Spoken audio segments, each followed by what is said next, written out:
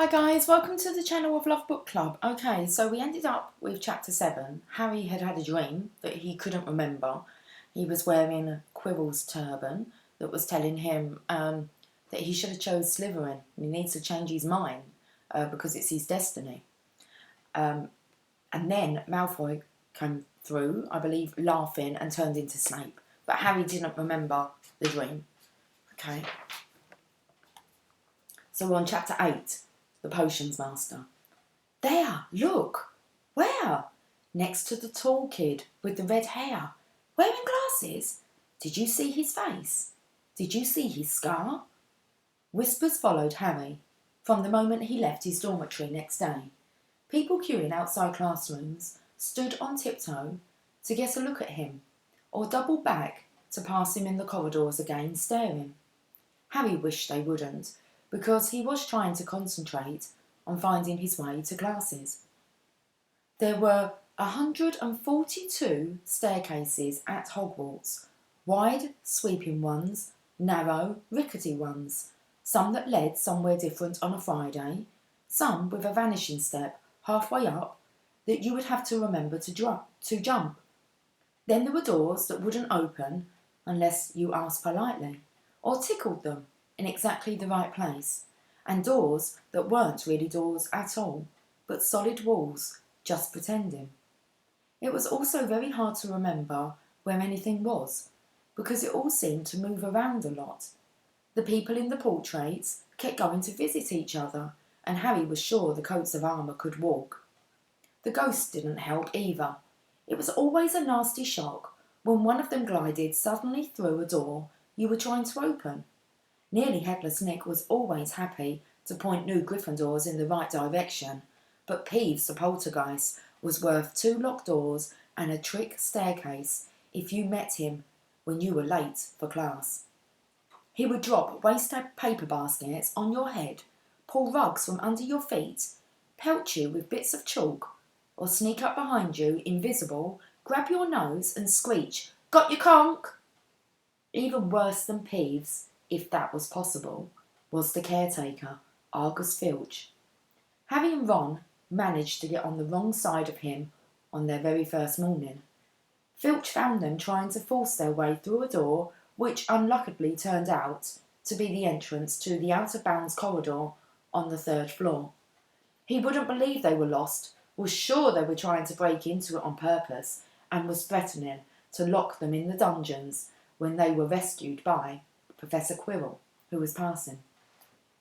Filch owned a cat called Mrs. Norris, a scrawny, dust-coloured creature with bulging, lamp-like eyes just like Filch's. She patrolled the corridors alone. Broke a rule in front of her, put just one toe out of line, and she'd whisk off for Filch, who'd appear wheezing 2 seconds later. Filch knew the secret passageways of the school better than anyone, except perhaps the Weasley twins, and could pop up as suddenly as any of the ghosts. The students all hated him, and it was their dearest ambition of many to give Mrs. Norris a kick. A good kick. And then, once you had managed to find them, there were the lessons themselves. There was a lot of more to magic, as Harry quickly found out, than waving your wand and saying a few funny words. They had to study night skies through their telescopes every Wednesday at midnight and learn the names of different stars and the movements of the planets. 3 times a week, they went out to the greenhouses behind the castle to study herbology with a dumpy little witch called Professor Sprout, where they learnt how to take care of all the strange plants and fungi and found out what they were used for. Easily, the most boring lesson was History of Magic, which was the only class taught by a ghost. Professor Binns had been very old indeed when he had fallen asleep in front of the staff room fire and got up next morning to teach, leaving his body behind. Binns droned on and on while they scribbled down names and dates and got Emmerich the Evil and Ulrich the Oddball mixed up. Professor Flitwick, the charms teacher, was a tiny little wizard who had to stand on a pile of books to see over his desk. At the start of their first lesson, he took the register, and when he reached Harry's name, he gave an excited squeak, toppled out of sight. Professor McGonagall was again different. Harry had been quite right to think she wasn't a teacher to cross. Strict and clever, she gave them a talking to the moment they had sat down in her first class. Transfiguration is some of the most complex and dangerous magic you will learn at Hogwarts, she said. Anyone messing around in my class will leave and not come back. You have been warned. Then she changed her desk into a pig and back again. They were all very impressed and couldn't wait to get started, but soon realised they weren't going to be changing the furniture into animals for a long time. After making a lot of complicated notes, they were each given a match and started trying to turn it into a needle. By the end of the lesson, only Hermione Granger had made any difference to her match. Professor McGonagall showed the class how it had gone all silver and pointy and gave Hermione a rare smile. The class everyone had been really looking forward to was Defence Against the Dark Arts, but Quirrell's lessons turned out to be a bit of a joke. His classroom smelled strongly of garlic, which everyone said was to ward off a vampire he'd met in Romania and was afraid would be coming back to get him one of these days.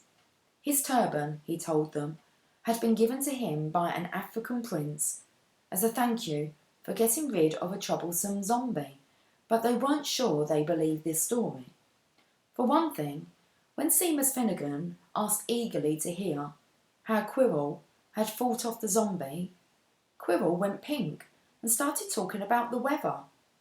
For another, they had noticed that a funny smell hung around the turban, and the Weasley twins insisted that it was stuffed full of garlic as well, so that Quirrell was protected wherever he went.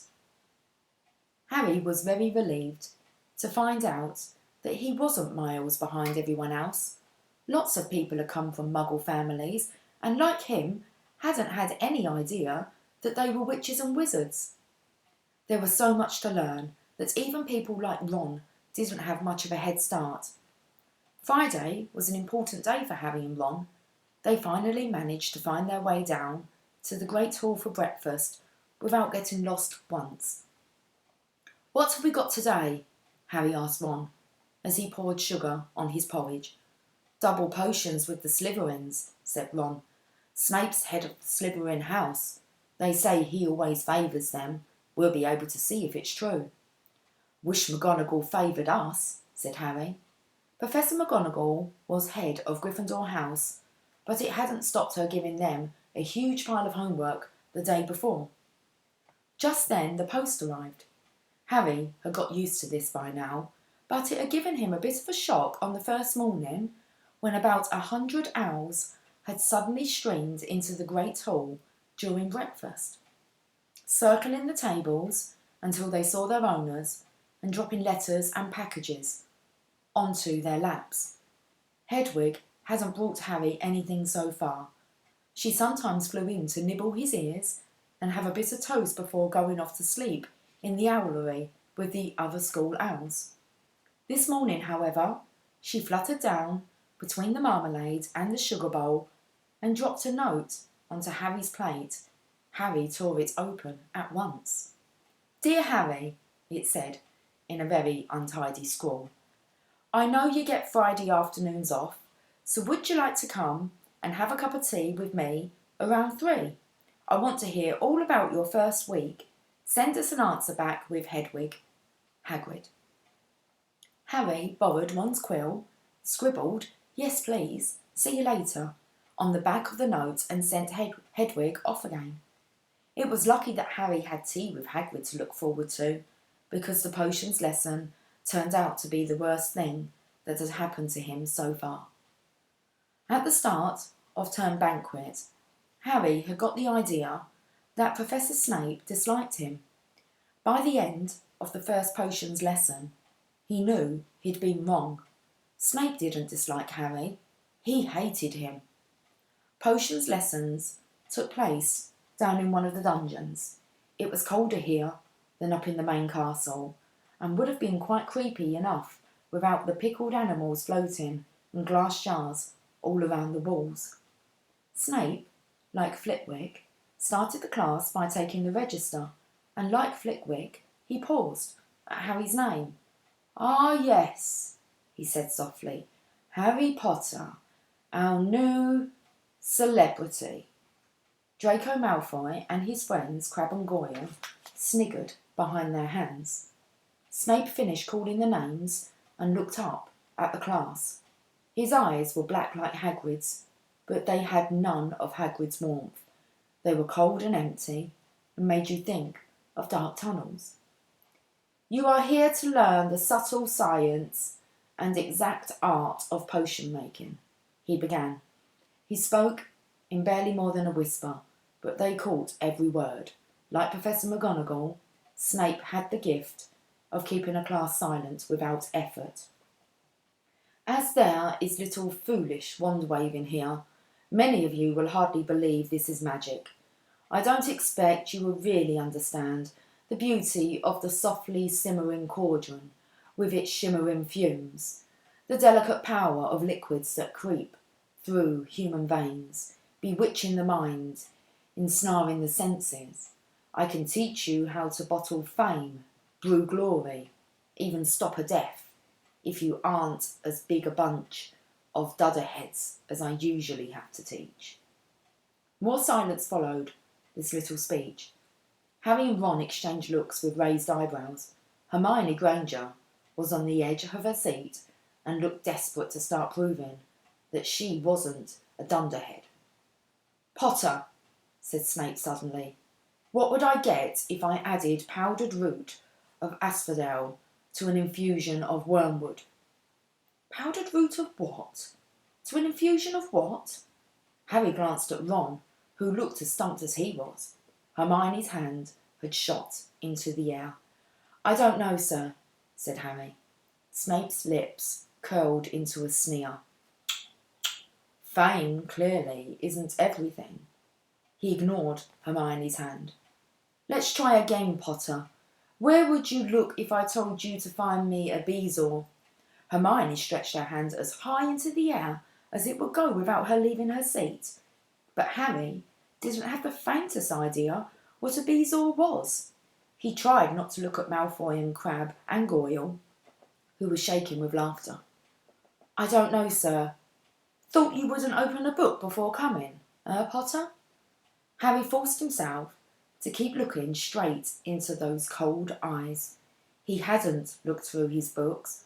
He had looked through his books at the Dursleys, but did Snape expect him to remember everything in 1,000 magical herbs and fungi? Snape was still ignoring Hermione's quivering hand.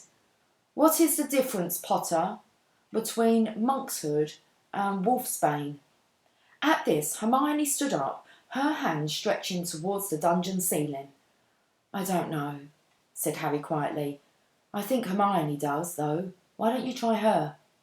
A few people laughed. Harry caught Seamus's eye and Seamus winked. Snape, however, was not pleased. "Sit down," he snapped at Hermione. "For your information, Potter, asphodel and wormwood make a sleeping potion so powerful it is known as the draught of living death.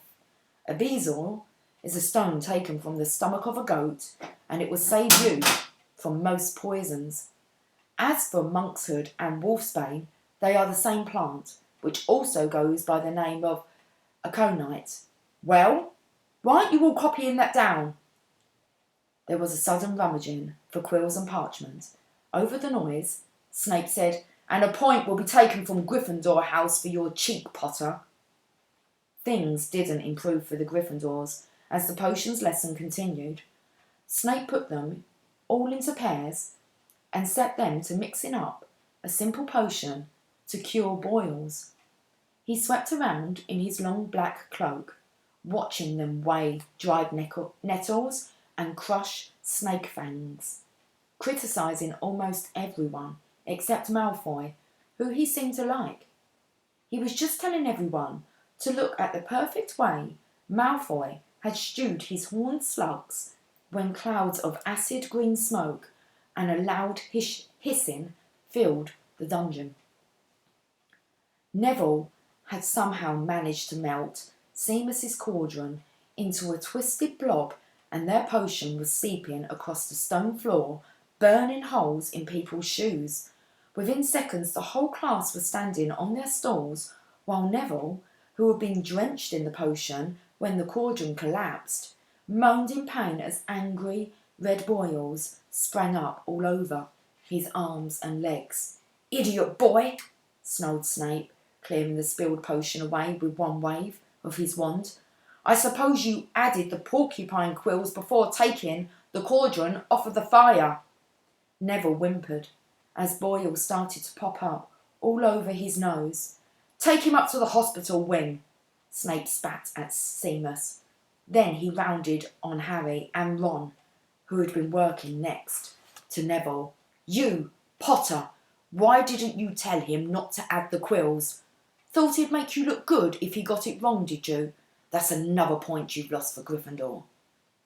This was so unfair that Harry opened his mouth to argue, but Ron kicked him behind their cauldron. "Don't push it," he muttered. "I've heard Snape can turn very nasty." As they climbed the steps out of the dungeon an hour later, Harry's mind was racing and his spirits were low.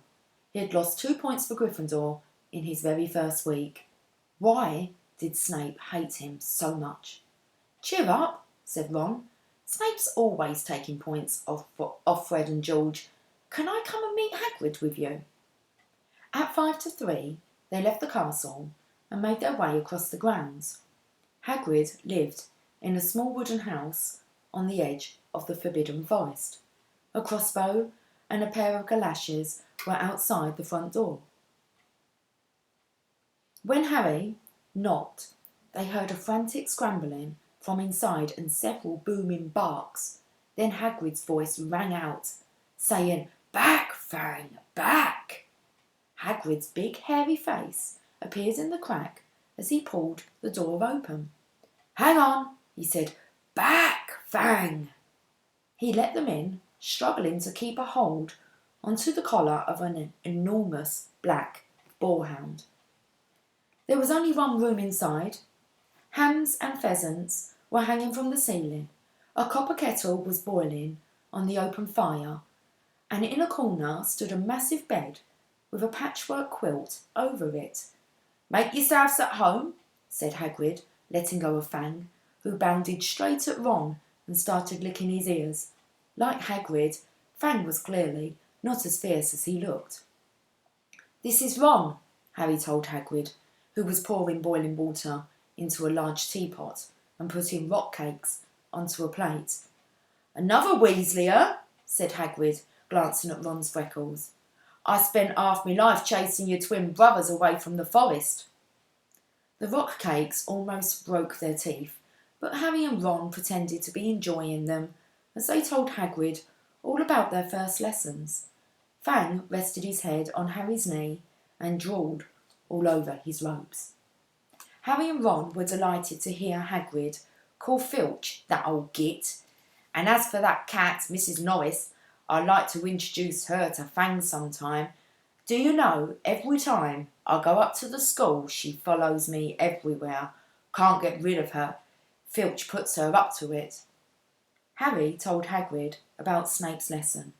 Hagrid, like Ron, told Harry not to worry about it, that Snape liked hardly any of the students. "But he seemed to really hate me." "Rubbish," said Hagrid. "Why should he?" Yet Harry couldn't help thinking that Hagrid didn't quite meet his eyes when he said that. "How's your brother Charlie?" Hagrid asked Ron. "I liked him a lot. Great with animals." Harry wondered if Hagrid had changed the subject on purpose. While Ron told Hagrid all about Charlie's work with dragons, Harry picked up a piece of paper that was lying on the table under the tea cosy. It was a cutting from the Daily Prophet.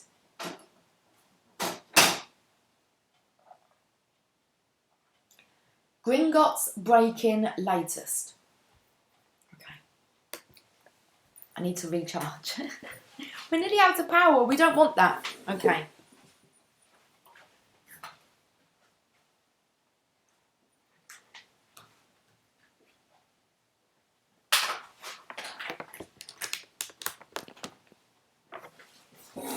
Bit of a dunderhead.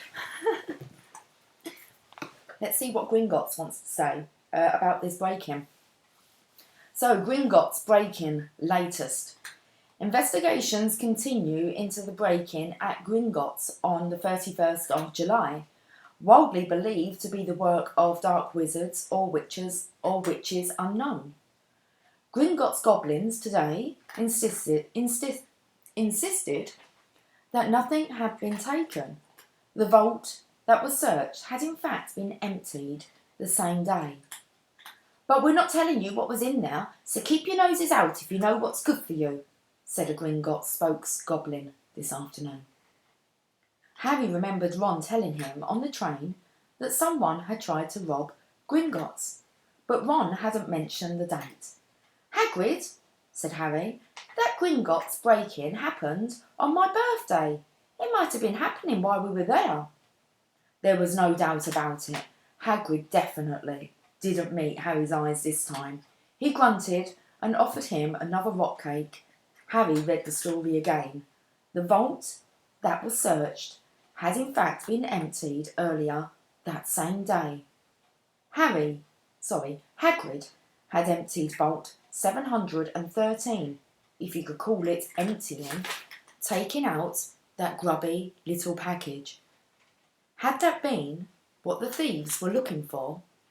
As Harry and Ron walked back to the castle for dinner, their pockets weighed down with rock cakes they'd been too polite to refuse, Harry thought that none of the lessons he'd had so far had given him as much to think about as tea with Hagrid.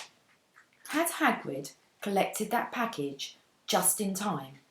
Where was it now? And did Hagrid know something about Snape that he didn't want to tell Harry? It's a short and sweet chapter, that one. Okay, so next we're on to chapter 9, the magic jewel. Okay, if you're off to bed, sweet dreams. And until I see you again, take care. Much love. Bye for now.